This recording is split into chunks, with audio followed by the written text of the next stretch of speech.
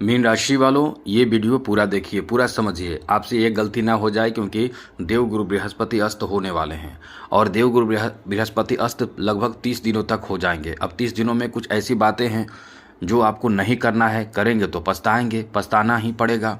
और यदि कुछ ऐसे कार्य हैं जो एकदम से आपको शुरू कर देना चाहिए, जिससे कि आपको आपके जीवन में बैलेंस बना रहे, वरना नुकसान होना शुरू हो जाएगा। मेरा मतलब यह है कि गुरु जो हैं अस्त हो जाएंगे। अस्त गुरु का प्रभाव जो होता है, जो अच्छा प्रभाव होता है, वो कम जाता है, कम हो जाता है, क्योंकि देव गुरु बृहस्पति जो हैं वो बहुत शुभ और मांगलिक कार्य कराने वाले, जीवन में खुशहाली देने वाले, सुख समृद्धि देने वाले, पैसे धन देने वाले, सुखी जीवन देने वाले ग्रह माने जाते हैं। बहुत ही ज़्यादा शुभ ग्रह हैं।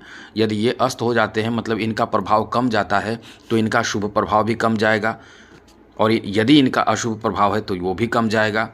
अब दोनों में समझिए कि यहाँ शुभ प्रभाव आपको बहुत ज़्यादा दे रहे थे, तो इनका शुभ प्रभाव कम हो जाएगा। तो आप सोचिए कि आपके ऊपर जो प्रभाव पड़ रहा था, वो प्रभाव, अच्छा प्रभाव, शुभ प्रभाव पड़ता रहे और ज़्यादा शुभ प्रभाव पड़े। इसके लिए उपाय भी आपको समझा देंगे। साथ ही साथ आपको हम बताएंगे कि 30 दिनों में कौन कौन से ऐसे कार्य हैं जो बिल्कुल भी नहीं करना है, और कौन कौन से कार्य हैं करते रहना है, क्या क्या प्रभाव पड़ेगा। समझ ले कि ये सब आपके जीवन में हो सकते हैं। हम आपको विस्तार से समझाएंगे, विस्तार से बताएंगे। लेकिन उससे पहले मेरा आपसे छोटा सा अनुरोध है, आग्रह है, यदि आप चाहते हैं कि चैनल को, आप यदि चाहते हैं नई जानकारी प्राप्त करना, नई नई महत्वपूर्ण जरूरी जानकारी प्राप्त करना, तो इस चैनल को सब्सक्राइब भी ज़रूर कर दीजिएगा। वीडियो के नीचे सब्सक्राइब लिखा बटन दबा दीजिएगा। आप चाहते हैं कि आपके लिए नई नई जानकारी हम देते रहें, महत्वपूर्ण जानकारी हम देते रहें, तो वीडियो के नीचे सब्सक्राइब लिखा बटन दबा दें, घंटी वाला ऑल बटन दबा दें और लाइक भी ज़रूर कर दीजिएगा। तो मीन राशि वालों, सबसे पहले समझ लीजिए कि आपको ये बता दें कि ये कब से कब तक शुरू होगा। तो मित्रों, आपको बता दें कि ये जो बुध अस्त होने वाले हैं, ये 14 जुलाई को हो जाएंगे, अस्त हो जाएंगे। अस्त क्या होता है वो भी बताएंगे, और फिर 12 अगस्त को ये फिर से उदय हो जाएंगे। ज्योतिष शास्त्र के अनुसार लगभग मानकर चलें कि 30 दिनों का जो अवधि होगा, ऐसे में कई ऐसे कार्य हैं जो आपको एकदम से नहीं करना चाहिए, बिल्कुल भी नहीं करना चाहिए। वैसे तो आपको ब्राह्मण लोग पंडित के पास जाएंगे तो वो मना नहीं करेंगे, लेकिन फिर भी यहाँ भी आप समझ लीजिए कि आपको कौन से ऐसे कार्य हैं जो बिल्कुल भी नहीं करना चाहिए। तो मित्रों, विवाह संस्कार बंद हो जाता है, मतलब विवाह, शादी विवाह बंद हो जाते हैं, नहीं होते हैं, उस काम को टाल दिया जाता है। उसके बाद या उससे पहले हुआ तो ठीक, नहीं तो उसके बाद होगा।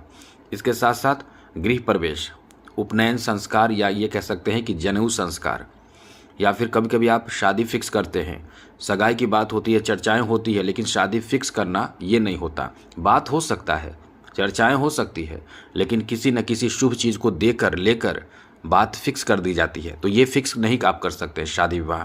यदि आप प्रेम संबंध में भी हैं तो ये ध्यान रखिएगा, एकदम से बातें इस तरह की चर्चा ना ही करें तो अच्छा रहेगा। और बड़ी बात, कोई भी तरह का वादा ना करें प्रेम संबंध में, कोई वादा ना करें कि हम ये आपके साथ ऐसे जीवन जीना, मतलब कुछ भी वादा ना करें। हम आपको क्या कह सकते हैं, बस इतना ही कहेंगे। तो इस तरह से स्थिति रहती है कि कोई भी बड़े वादा आपको नहीं करना चाहिए, क्योंकि वादा करेंगे तो फिर वो निभा नहीं पाएंगे। आगे समझिए, यहाँ आपको बता दें कि किसी भी तरह का कोई भी बड़े कार्य, अच्छे कार्य, शुभ कार्य, मांगलिक कार्य, एकदम विराम लग जाता है। लग जाता है कि स्वयं से थोड़ी लगता है, स्वयं से नहीं लगता है, आपको नहीं करना चाहिए। इसके साथ साथ कोई भी बड़ा काम, जैसे ज़मीन आदि की खरीदारी करना, या कोई भी निवेश करना, या कोई भी बिजनेस की शुरुआत करना, कोई भी अच्छा काम करना। सोचिए, हम पहले से आपको बता रहे थे कि आप इस समय ज़मीन खरीद सकते हैं, वो कर सकते हैं, ऐसा कर सकते हैं, लेकिन अब सकते हैं, उस समय नहीं करना चाहिए। लेकिन ग्रहों का जो प्रभाव होगा वो तो हम आपको बताएंगे कि ये ग्रहों का प्रभाव आपको इन चीज़ों के लिए प्रेरित करेगा। तो बात पक्की ना करें, ऊपरी बात कर सकते हैं, ऊपर से बात कर सकते हैं कि हम ये ज़मीन खरीदेंगे, या ये घर खरीदेंगे, या ये काम करेंगे, लेकिन बात पक्की ना करें। जो कह सकते हैं कि शुभ मुहूर्त देखना पड़ता है आपको जाकर, कि शुभ मुहूर्त देख लें, उसके बाद काम शुरू करें। ये शुभ मुहूर्त देखने की ज़रूरत नहीं है, ये आपको मानकर चलना पड़ेगा कि 12 या 13, मतलब मानकर चलें, क्योंकि 12 तारीख तक होगा, लेकिन 12 अगस्त तक हमें, 14 जुलाई से 12 अगस्त के बीच तक हमें कोई भी पैसे का लेन देन किसी शुभ काम के लिए या शुरुआत काम नहीं करना है। गृह प्रवेश या मांगलिक कार्य, धार्मिक कार्य भी नहीं करना है। तो कहीं इन्वेस्टमेंट के लिए भी नहीं शुरू करना है। प्लान कर सकते हैं, प्लानिंग करने में तो अपने मन में चलता है, तो मन का प्लानिंग चलेगा। यदि आप कुछ पूछना है, कुछ पूछना चाहेंगे तो हम मेल कर सकते हैं। साथ ही साथ इस समय थोड़े से ध्यान रखें कि किसी इस तरह का कर्ज भी आप ना लें, क्योंकि कर्ज लेकर भी परेशान हो जाएंगे। कर्ज भी आपको नहीं लेना चाहिए, ये चीज़ आपको याद रखना चाहिए। क्योंकि जब भी गुरु, क्योंकि आपके राशि के स्वामी हैं, ये अच्छी स्थिति में नहीं रहेंगे, आपके खराब रहेंगे, तो जीवन में वो संघर्ष आपको करना पड़ेगा, वैसा संघर्ष करना पड़ेगा कि जीवन में एक नहीं कई तरह की दिक्कत आपके साथ हो जाते हैं।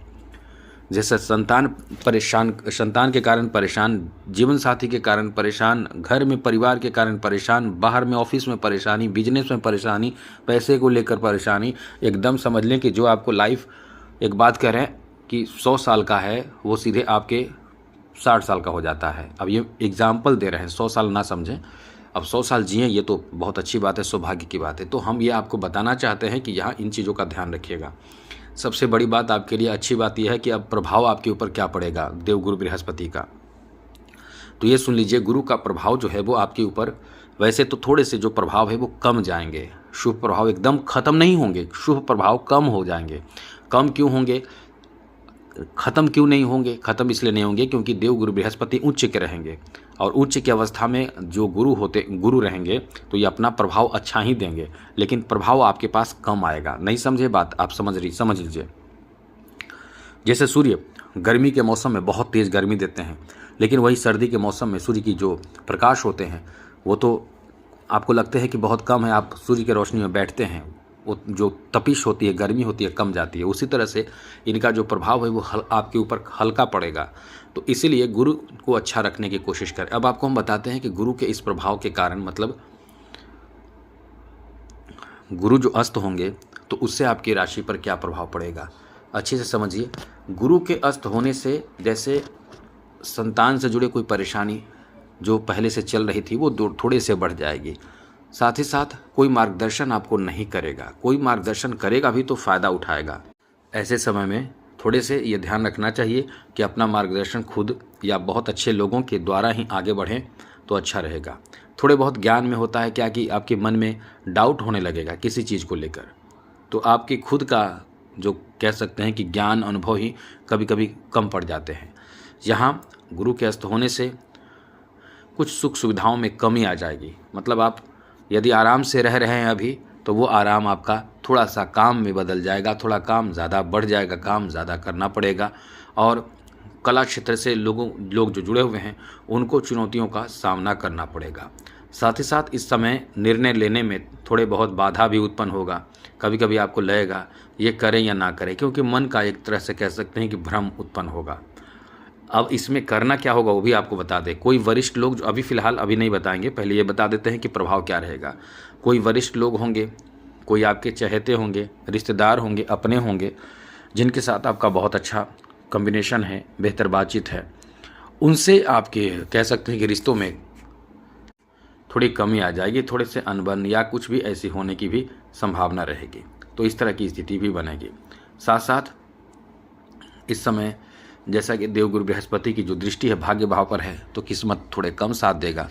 साथ ही इधर देखिए, देवगुरु बृहस्पति जो हैं वो आपके लाभ के भाव पर दृष्टि बना रहे हैं, तो इनकम आपका किसी न किसी वजह से थोड़ा सा कम जाएगा। अब ये ना हो, ऐसा ना हो, इसके लिए क्या करना है? इसके लिए आपको चाहिए कि जितना ज़्यादा हो सके गुरु से संबंधित उपाय करें। गुरु को अच्छा कीजिए, गुरु को मजबूत कीजिए, गुरु को बेहतर बनाइए। इसके लिए हमने कई बार आपको उपाय बताए भी हैं। बहुत कुछ करना नहीं है। गुरुवार के दिन या प्रतिदिन भी आप चाहें तो ओम गुरुवे नमः इस मंत्र का जप कीजिए, ओम ब्रीम बृहस्पति नमः इस मंत्र का जप कीजिए। इससे बहुत फ़ायदा होता है। साथ ही साथ गुरुवार के दिन पीला कह सकते हैं कि फल खाएं तो अच्छा रहेगा, और पीले वस्त्र का प्रयोग करें तो अच्छा रहेगा। हल्दी का चंदन लगाएं, हल्दी पानी में डालकर स्नान करें, केले के पौधे में जल अर्पित कर रहे हैं तो अच्छा रहेगा। तो इस तरह से ये चीज़ करना चाहिए, पहले से करना शुरू कर दीजिए तो अच्छा रहेगा। बाकी आप अपनी तरीके से बेहतर जीवन जीने की कोशिश करें, गलत काम ना करें, धार्मिक क्रिया करें तो बहुत अच्छा रहेगा। तो आज के लिए इतना ही। जय माता दी, राधे कृष्णा, ओम नमः शिवाय।